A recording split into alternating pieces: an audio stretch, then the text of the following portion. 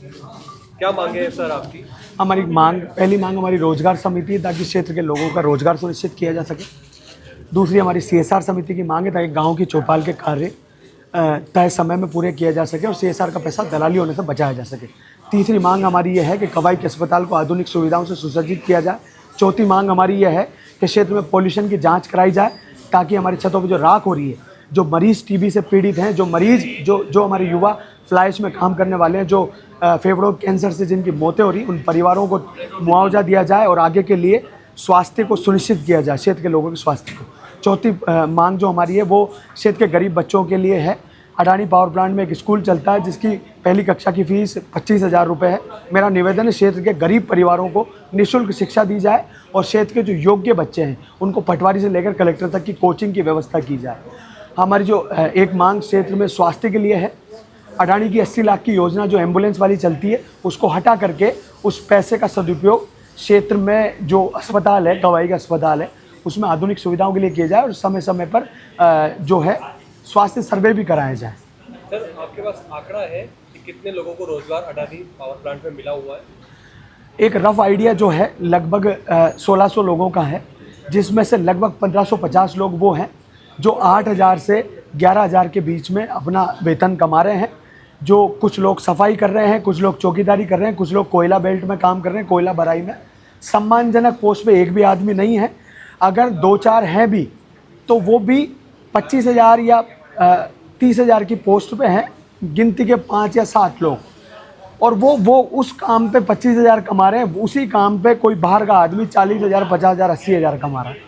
Sir अभी BJP सरकार है जी। भविष्य में यदि कांग्रेस सरकार होती है तो क्या आपका आंदोलन जारी रहेगा? जी, मुझे उम्मीद है कि अभी 2 दिन पहले जो आदरणीय पानाचंद जी मेघवाल साहब के नेतृत्व में ये आंदोलन लड़ा गया, कांग्रेस ने पूरी ताकत से इस मांग को उठाया है, पहले भी कई बार उठाया है और हर बार कुछ ना कुछ बुनियादी परिवर्तन होते आए हैं।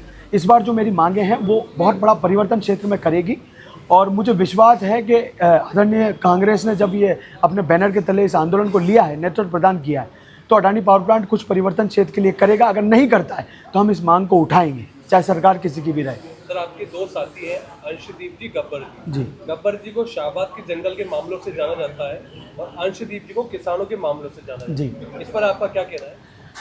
ये मेरे साथी हैं, काफ़ी पुराने साथी हैं। गब्बर जी और हम साथ में पढ़े हैं। आदरणीय भाई साहब मेरे सीनियर रहे कॉलेज में और संघर्ष हमने शुरू से किया। छात्र राजनीति में भी हमने संघर्ष किया, फिर सभी लोग अपने अपने क्षेत्र में चले गए। मैंने इनसे निवेदन किया इस लड़ाई को लेकर के कि आप मेरी मदद करें। जैसे शाहबाद जंगल बचाओ में नेतृत्व हमने भी किया आदरणीय गब्बर जी यादव के साथ, तो मुझे क्षेत्र में जागरूकता अभियान चलाना था संवैधानिक दायरे में रहते हुए। मुझे लीडर चाहिए थे जो योग्य हों, पढ़े लिखे हों और प्रखर वक्ता हों। इसीलिए मैंने मेरे भाइयों से निवेदन किया और वो पूरी ताकत से मेरे साथ खड़े हुए हैं। जैसे मेरे भाई लवेश गुजर अटरू से नेतृत्व प्रदान कर रहे हैं और जब ये आए तो इनके लिए भी आदरणीय डिप्टी साहब और SDM साहब अटरू ने आपत्तिजनक टिप्पणियां करी कि भाई तुम तो वहाँ के नेता और यहाँ क्या कर रहे हो। उसको लेकर भी मैंने गांधी जी का उनको एक एग्जाम्पल दिया था कि आदरणीय राष्ट्रपिता गांधी जी तो गुजरात से थे, वो दक्षिण अफ्रीका भी जाके आंदोलन करते हैं, वो चंपारण बिहार जाके भी आंदोलन करते हैं। बेसिकली जो अटरू का जिला प्रशासन है ये हमारे राष्ट्रीय आंदोलन के नेताओं की बेइज्जती कर रहा है। ये हमारी बेइज्जती नहीं कर रहा है, ये गब्बर यादव की बेइज्जती नहीं कर रहा है, ये अंशदीप जी की बेइज्जती नहीं कर रहा। ये लोग अधिकारी की पोस्ट पर बैठे हुए हैं लेकिन ये राष्ट्रीय आंदोलन का नेताओं का सम्मान करना नहीं जानते। अरे ये संविधान का सम्मान करना नहीं जानते हैं, ये किसी व्यक्ति के फंडामेंटल राइट को कुचलने में पूरी ताकत लगा रहे हैं। सर भविष्य में आपका क्या रोड मैप है? भविष्य में हम बहुत बड़ा विशाल जन आंदोलन करेंगे। शायद इतना बड़ा जन आंदोलन होगा कि उसके बाद हो सकता है कि हम जैसे युवा साथियों को आतंकवादी घोषित कर दिया जाए, 4-6 महीने की जेसी दे दी जाए, लेकिन हम बहुत बड़ा परिवर्तन क्षेत्र में करा कर रहेंगे, ये हमारा वादा है। सर कल देखा गया था कि एक व्यक्ति को आंदोलन में पीटा गया है। कौन है व्यक्ति, क्या परिचय और क्यों उनको पीटा गया था?